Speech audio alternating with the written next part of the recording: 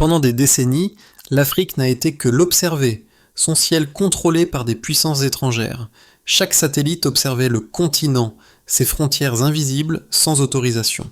Mais tout a changé lors d'une nuit historique. Ibrahim Traoré, capitaine de la mission spatiale burkinabé, a prononcé des mots qui ont redéfini l'avenir. Nous pouvons voir maintenant, et ils ne peuvent plus se cacher. Un petit pays enclavé a défié les règles et a acquis sa propre autonomie spatiale, brisant ainsi des décennies de dépendance. Cet acte marque un tournant pour l'Afrique et ses relations internationales. Ibrahim Traoré a lancé une révolution, non seulement dans l'espace, mais dans la souveraineté du continent. La mission de l'Afrique de reprendre le contrôle de son ciel est née de l'impossibilité apparente. Un pays sans littoral, sans ressources abondantes et sans expertise en aérospatiale a défié les attentes mondiales. Pourtant, avec Ibrahim Traoré à sa tête, le Burkina Faso a franchi une étape audacieuse. Son rêve de souveraineté dans l'espace ne se limitait pas à un acte technologique, mais à une déclaration de pouvoir et d'indépendance.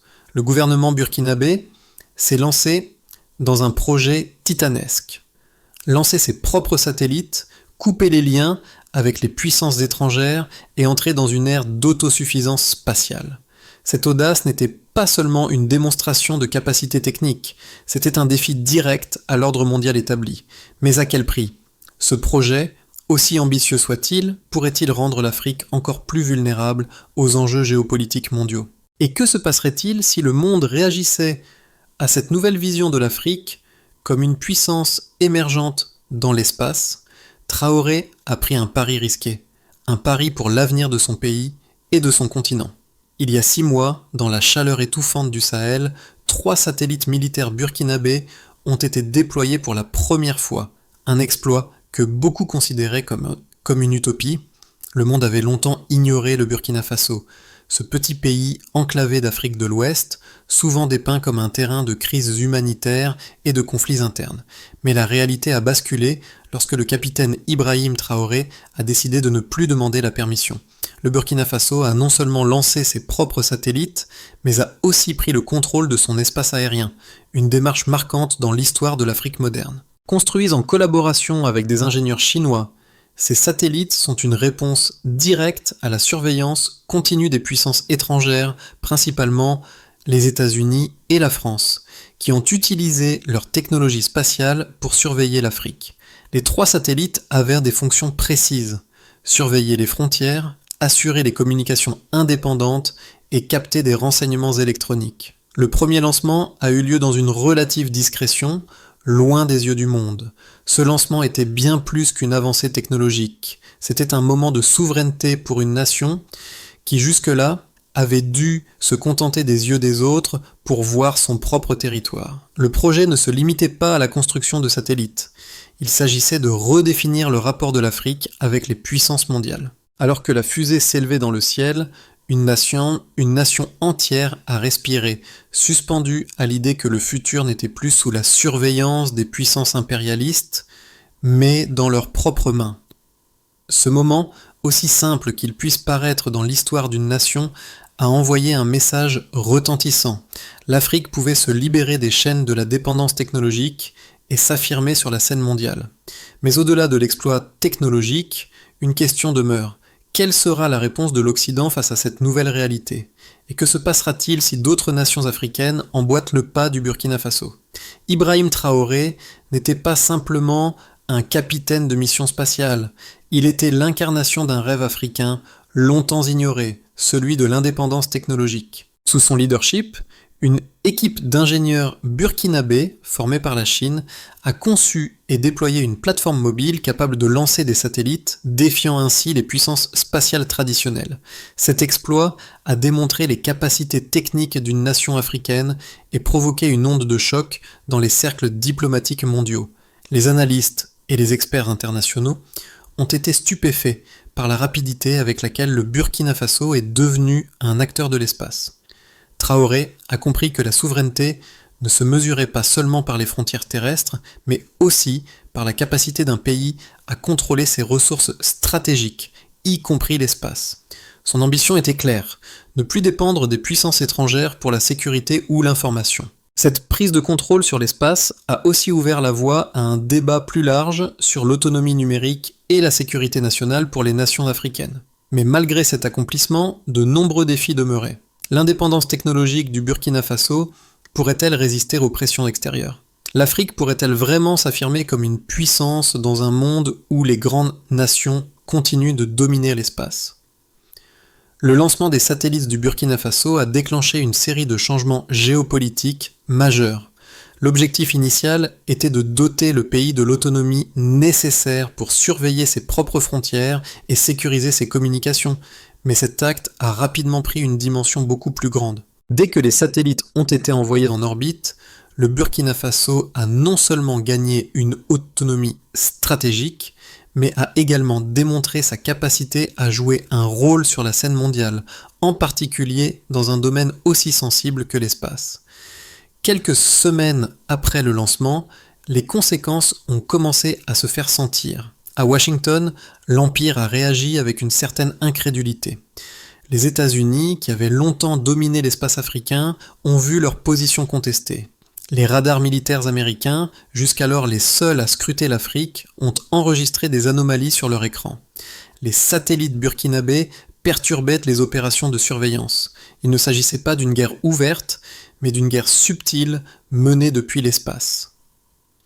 Au sein du gouvernement américain, des discussions ont été lancées sur les implications de ce développement. Certains responsables ont vu cela comme une menace à la stabilité régionale. Un signe que le contrôle de l'espace pourrait échouer si d'autres pays suivaient l'exemple du Burkina Faso.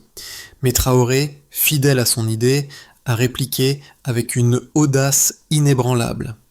Il n'avait pas l'intention de se battre avec des armes, mais de se battre avec la connaissance et l'autonomie. Cela ne concernait pas seulement son pays, mais l'ensemble de l'Afrique, qui commençait à voir un avenir où elle ne serait plus un simple observateur du monde. Traoré a ainsi révélé que l'espace n'était pas simplement un territoire à conquérir, mais un champ de bataille pour la souveraineté. À l'échelle mondiale, la situation géopolitique a commencé à se redéfinir. Les pays d'Afrique, souvent perçus comme dépendants des technologies et des infrastructures des puissances étrangères, ont vu un tournant. Le Burkina Faso avait fait un pas de géant en se libérant du joug des satellites étrangers. Cela ne concernait pas uniquement la technologie ou l'innovation. Il s'agissait d'un défi direct à un système mondial où l'Afrique était considérée comme un objet d'observation plutôt qu'un acteur à part entière.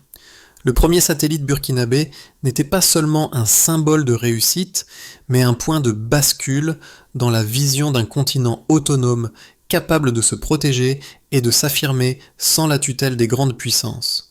La question qui se posait maintenant était de savoir si d'autres pays africains allaient emboîter le pas du Burkina Faso. Et si c'était le cas, quelles seraient les conséquences pour les relations internationales, notamment avec les puissances occidentales ? En coulisses, les négociations se poursuivaient, mais l'initiative du Burkina Faso avait déjà allumé une étincelle d'espoir pour de nombreux pays africains qui voyaient dans cette mission spatiale une chance de redéfinir leur place dans le monde.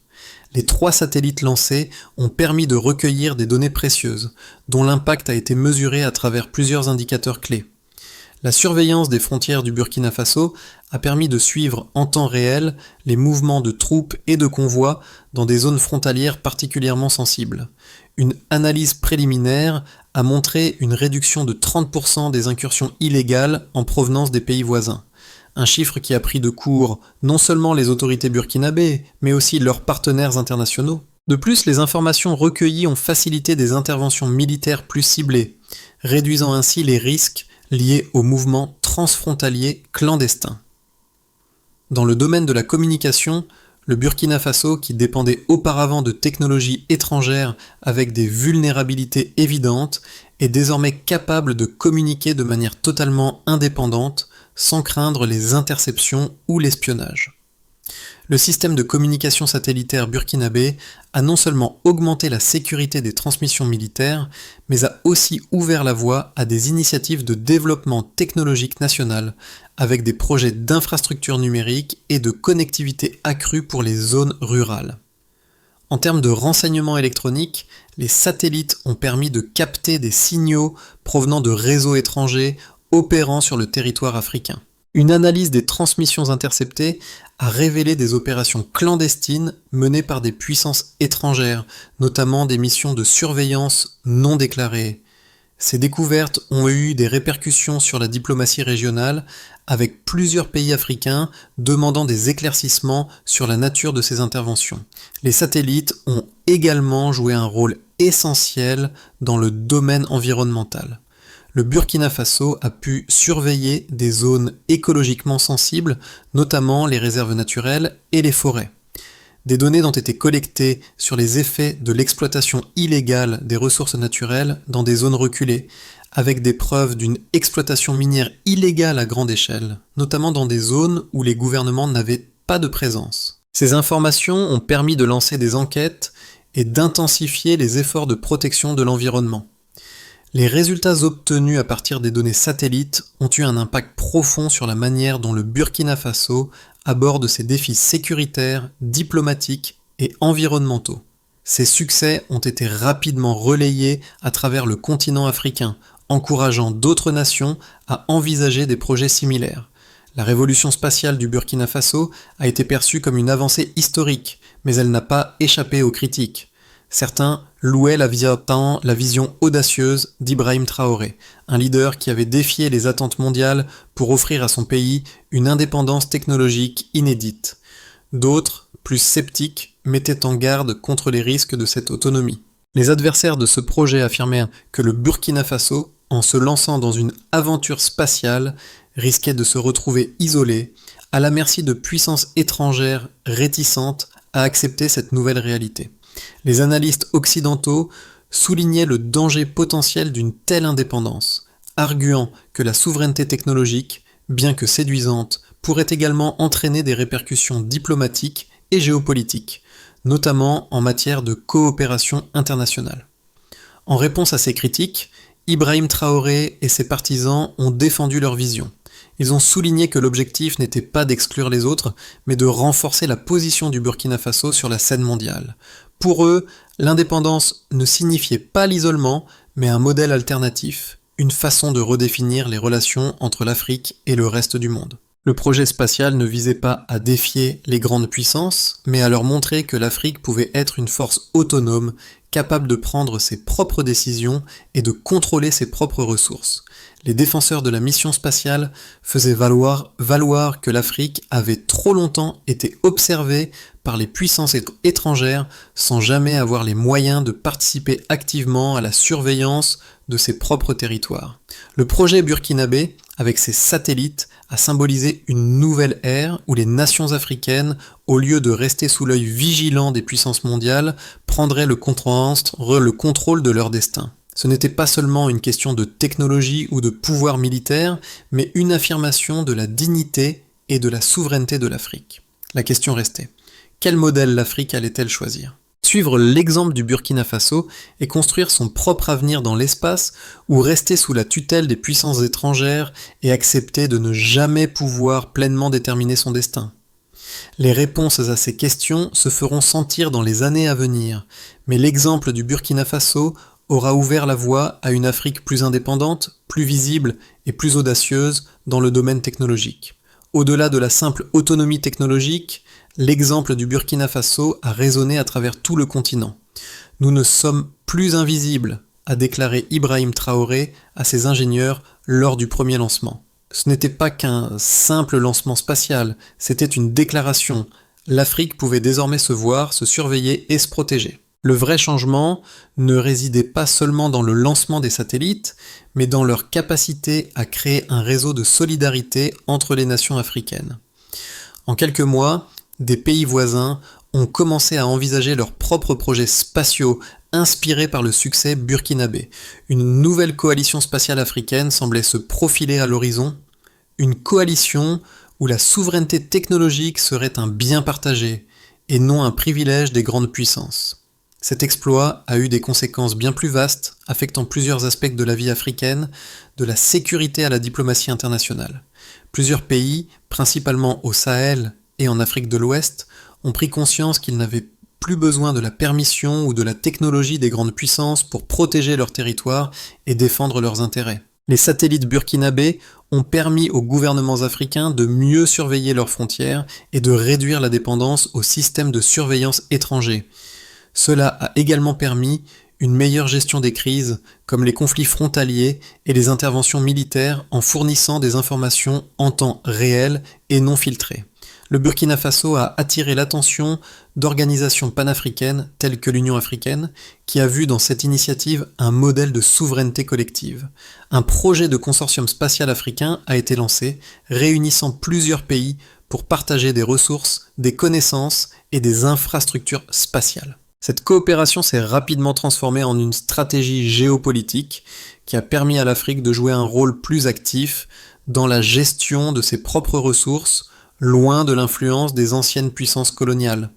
Grâce à ces nouvelles capacités de surveillance, le Burkina Faso et d'autres nations africaines ont commencé à exposer les exploitations illégales de leurs ressources, en particulier l'exploitation minière non réglementée, souvent menée par des entreprises étrangères. Les données satellitaires ont permis de localiser des sites miniers illégaux, de suivre le trafic de minerais rares et de prévenir les catastrophes environnementales. Cela a donné aux gouvernements africains les outils nécessaires pour protéger leur environnement et leur économie contre l'exploitation illégale par des acteurs étrangers. La question de la souveraineté numérique a également pris une nouvelle ampleur. Les satellites burkinabés ont montré que l'Afrique pouvait, à terme, créer des systèmes de communication sécurisés et résilients, indépendants des infrastructures occidentales. La sécurité des communications militaires, des échanges économiques et même des informations sensibles a été renforcée, avec des implications profondes pour la protection des données et la confidentialité.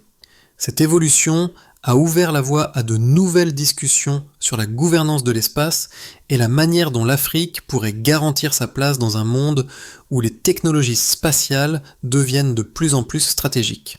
L'Afrique se trouve à un carrefour stratégique. Dans les 6 à 12 mois à venir, plusieurs scénarios peuvent se dessiner, chacun ayant des conséquences importantes pour le continent, ses relations internationales et sa position géopolitique. Le Burkina Faso et les autres nations africaines pourraient continuer sur la voie de l'autonomie technologique, consolidant leur position.